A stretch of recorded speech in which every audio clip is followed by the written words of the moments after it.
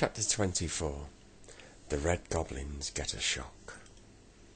It seemed a long time before anything happened, but then Moonface pricked up his ears and listened. "Someone's coming up the slippery slip," he said. "It must be the little squirrel." "I hope it isn't the goblin," said Fanny, looking rather scared. But it was the red squirrel. He hopped out of the slippery slip hole and nodded to each and every one of them. "It's all right," he said. "The brownies are coming. I found Mr. Whiskers, and he has slipped out and fetched all his family. There are 51 of them." "Well, we'd better let the rope down then," said Moonface, and he let it slither down the slide. Someone caught hold of it at the other end, and the rope tightened. "There's a brownie there now," said Moonface, and he and Joe hauled the rope. It was heavy. They pulled and they pulled, panting hard. "This brownie's jolly heavy," said Joe, and no wonder, for when at last the rope got to the top, there was not one brownie, but 5 hanging on the rope. They leaped into Moonface's tiny round room and began to whisper excitedly. Moonface told them all about the goblins, and they grinned and when they heard his plan. Down went the rope again, and this time 6 brownies came up. By this time the room was very crowded, but nobody minded. We'll have to sit on each other's knees," said Joe, and giggled at the sight of so many people in Moonface's little round room. The brownies all looked exactly the same. They all had very long beards, though Mr. Whiskers' beard was the longest. It reached right down to his toes. The rope fetched up all 51 little men, and by the time there was really no room to move. Everyone was excited, and there was such a lot of whispering, and it sounded like thousands of leaves rushing at once. "Now, I'm going to bang on the inside of my door and tell the goblins I will let them know the magic spell they want," said Moonface. "As soon as they open the door, you must all pour out and either push them down the tree or take them prisoners." "I say, I've got such a good idea," said Joe suddenly. "Let's push them all into the room of Moonfaces and send them one by one down the tree to bolt the trap. And tell them at the bottom of the tree to bolt the trap door. Then, when they slide down thinking to escape, they'll all be neatly boxed up in the slide until we open the trap door and let them out. When we can take them one by one and tie them up." "That's a good idea," said Mr. Whiskers. 2 brownies had better go up the ladder that leads through the clouds to stop any goblins trying to escape that way, and 6 of us had better slide down to the foot to stop them escaping into the wood. 6 of the brownies at once took cushions and slid down the slippery slip. They shot out the trapdoor and then bolted it on the outside. They surrounded the foot of the tree, ready to prevent any goblins from escaping. The rest of them waited for Moonface to speak to the goblins outside. Then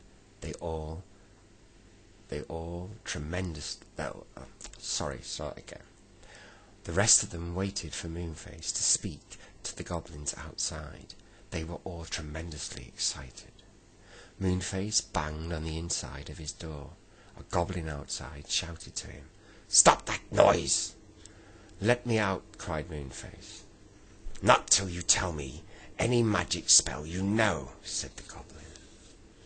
"I know a spell that will turn people into kings and queens," shouted Moonface. "Tell us it then," said the goblins at once. "Well, open my door," said Moonface. There came the sound of a key turning in the padlock, and then Moonface's door was opened. At once the whole crowd of brownies poured out like a stream of water. Joe, Bessie and Fanny went out with them, and the goblins saw the crowd. They gave a yell and leapt down the tree to warn their friends.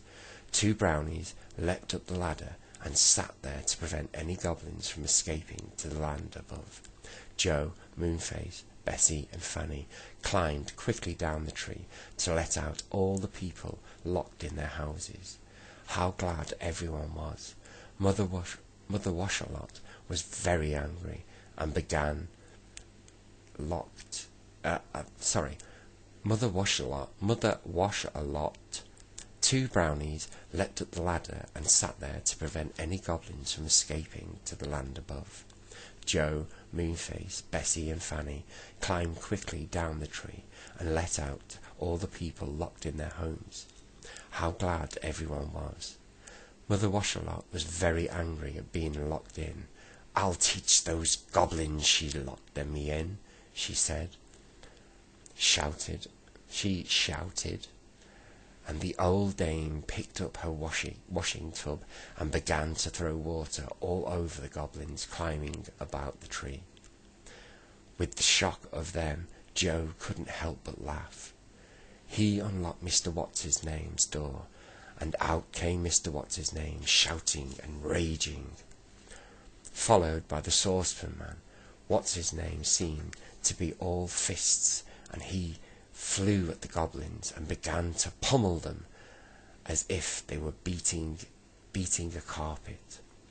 The saucepan man acted in a surprising manner. He took off one saucepan after another, one kettle after another. He threw them at the escaping goblins. Crash, bang, clatter! My goodness, he was a good shot. Fanny stopped and watched him in amazement. They let out the barn owl and the 3 owls that lived together. They flew at the goblins, screeching and hooting. The angry pixie was so very angry, and he flew at Joe when he let him out, and Joe only just explained in time that he must fight the goblins and not him. Joe and Bessie let Silky out, but Silky was frightened by all the noise and the shouting. Still, she managed to catch one goblin by tying him up with one of her curtains.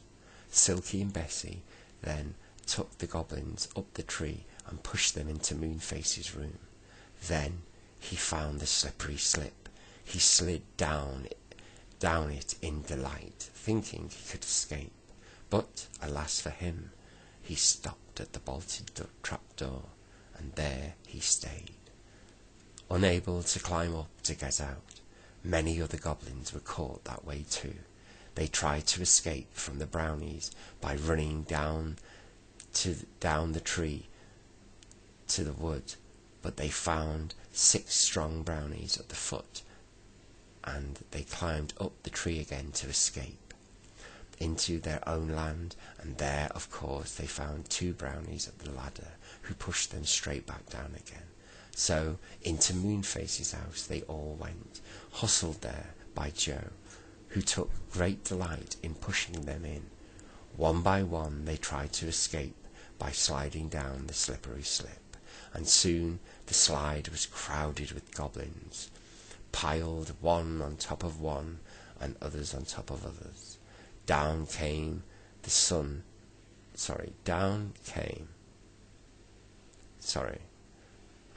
the slide was crowded with goblins, piled one on top of the other. Dawn came and the sun shone, lighting up the great branches of the enormous faraway tree.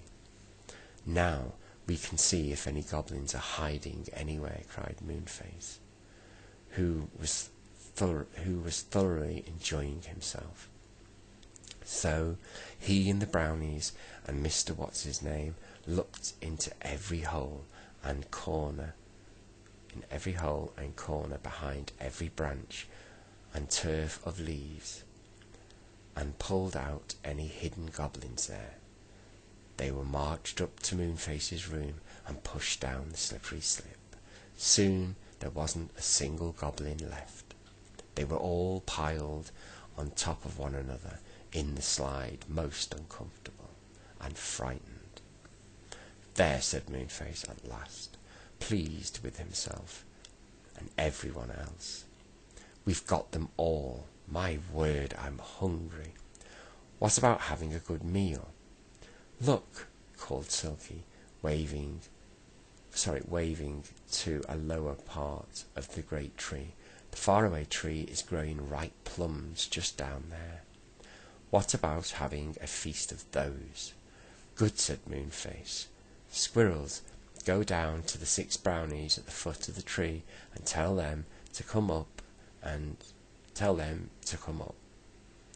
Hi, you 2 brownies on the ladder. You can come down now, said Silky. You can make some cocoa drinks. Plum and cocoa would make a lovely meal. Just as they were sitting down to eat and drink, a strange figure came up the tree.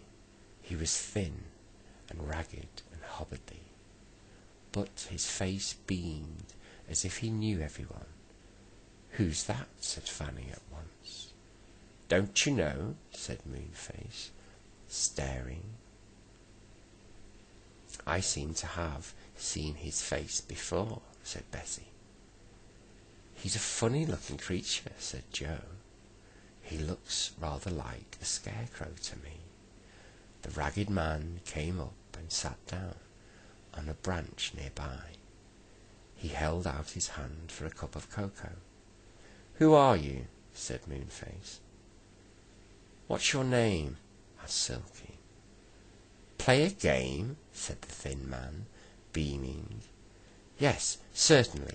What game shall we play? And then everyone knew who it was. It was the old saucepan man, without his kettles and saucepans. He'd thrown them all at the goblins, and now he had none left to wear. Saucepan, you do look different, said what's-his-name, hugging him. I don't know you. Come and have a plum. The saucepan-man looked alarmed. Hurt your thumb? He said. Oh, I'm sorry. No, I didn't say I'd hurt my thumb, I said Mr. What's-his-name, roaring with laughter and clapping the saucepan-man on the back. I said, have a plum.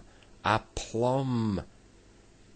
Thanks, said Saucepan-man, and put 2 large plums into his mouth at once. And now, said Moonface, when everyone had finished, what about those goblins in the slippery slip?